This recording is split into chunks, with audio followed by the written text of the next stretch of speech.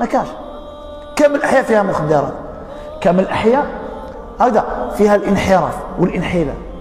بصح باب الواد مقارنة بالأحياء الأخرى بالك ما كاش حي في الجزائر كامل فيه حفاظ لكتاب الله مثل باب الواد.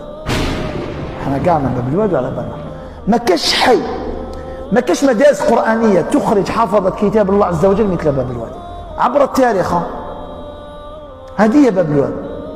أرادوا أن يشوهوا هذه الصورة خاطر كاين ناس ما يعرفوهاش يسمعوا عليها برك، كي يشوفوا هذيك الصورة يدوا هذيك النظرة. باب الواد المخدرات، باب الواد الانحراف، باب الواد فيها جانب مظلم كما كامل الأحياء، وفيها جانب مشرق قليل من الأحياء اللي فيها كما باب الواد. اسألوا عن حافظة القرآن في باب الواد تعرف. إذا صبت حي فيه حافظة لكتاب الله أكثر من باب الواد.